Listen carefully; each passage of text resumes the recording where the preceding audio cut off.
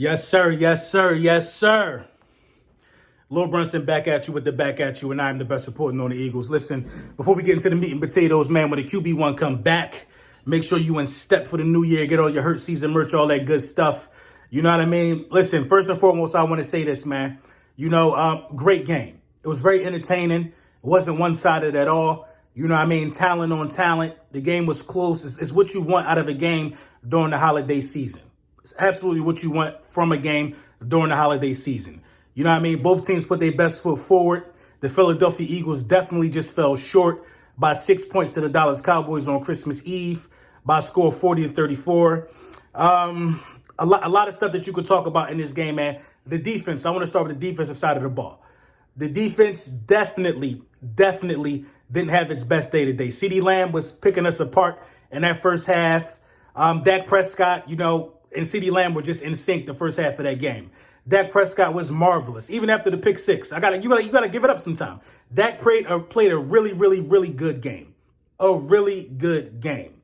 All I'm be thinking about is that 3rd and 30, where Josiah Scott and Darius Slay on that side of the field, we didn't get that stop. I don't know whose fault it was. I'm not here to place no blame. I just feel like Slay was expecting safety help, and that didn't happen. Jonathan Gannon, in my opinion, took a little too long to adjust to what was going on the field, and instead of taking Darius Slay out of the game, I'm CeeDee Lamb out of the game earlier, putting somebody on CeeDee Lamb. At one point, there was only one guy. The run game ain't do us. It was CeeDee Lamb. Make no mistake about that. The offensive line, I want to say they played well. Listen, the turnovers, man. Listen, when you don't have your starting quarterback in the game, you can't afford to turn the ball over. You got to play extra smart. You got to play extra cautious. Gardner Minshew with 2 picks, a fumble by Miles Sanders, a fumble by Boston Scott. You know what I'm saying? I just don't think none of those things happen if Jalen Hurts is in the game, even the fumbles by the running back. I feel like when you change hands and when you got all these RPOs and when guys don't know what's really going on, you got a different guy back there leading things like that happen. Things like that happen, man. The Miles Sanders fumble, I believe, that's just a result of Miles Sanders not, just not being Miles Sanders because the captain, the leader, the MVP candidate ain't out there. Y'all got to understand how that weighs on a lot of things in terms of your skill position guys.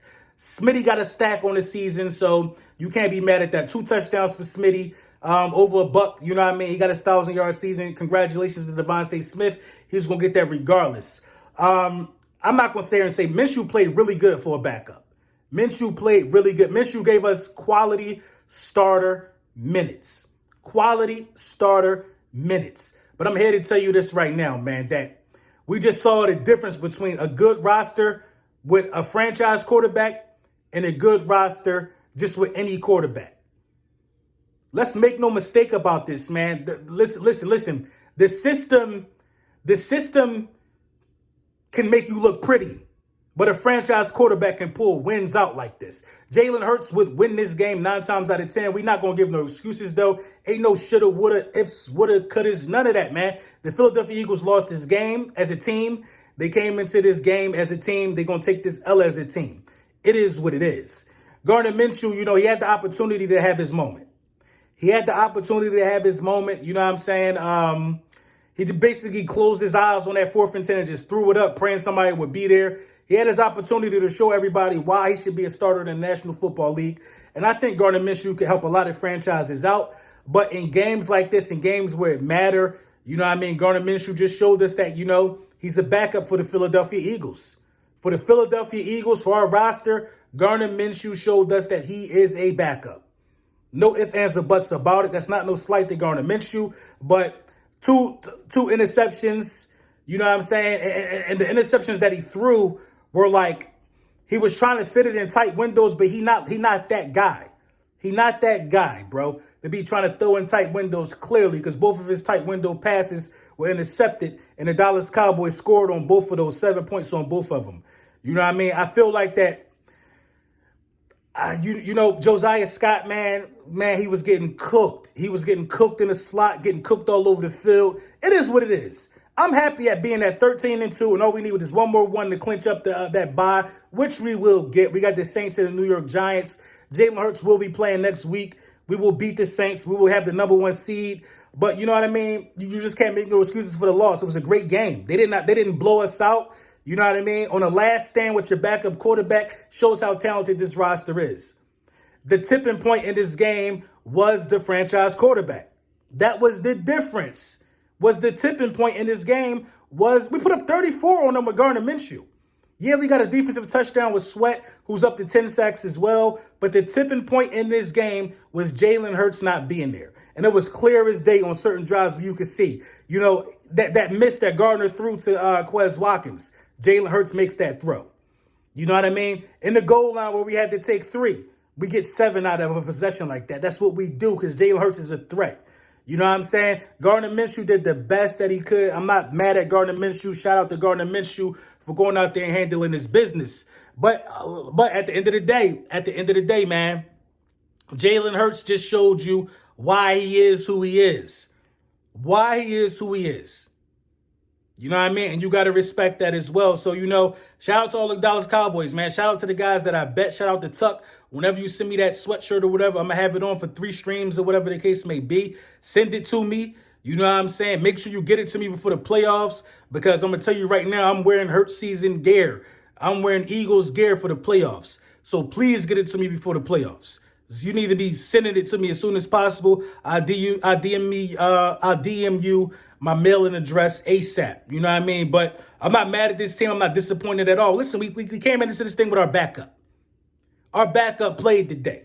So we can't be mad. Our backup played today. You know what I'm saying? It is what it is. You know what I mean? So you just got to, this is a teaching moment for Gardner Minshew. I don't think the coaching staff did a bad job. I don't think the offensive game plan was bad. You know, 4 turnovers in a game, you just don't win like that. You don't win like that, man. You don't win like that. And 3 of the turnovers were, I think, were a direct result of the quarterback change. A direct result of the quarterback change, man. The handoff between Boston Scott and Minshew, that happens when it's a different guy handing you the ball. You know what I'm saying? The interceptions, those are Gardner Minshew's fault. You can't blame them on nobody else. But the defense, I can say definitely might have had his worst game of the season. Dak Prescott and CeeDee Lamb was dotting them boys up.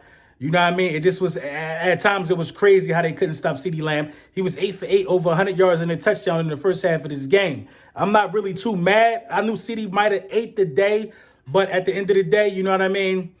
We got to do better as an organization, man. We got to do better as a football team. And, you know, just defensive awareness, man. We just was not aware. We took the run away. I'm very optimistic of that. We took the run away. But the Dallas Cowboys showed us one thing. If you want to keep it 100, the Dallas Cowboys showed us that we are not a team, you know what I mean, that we don't want to see them for a third time in the playoffs. We just don't want to see the Dallas Cowboys for a third time in the playoffs, especially if it's not with Jalen Hurts. Now, listen, I'm all for it. Bring it on. We don't want to see them dudes without Jalen Hurts.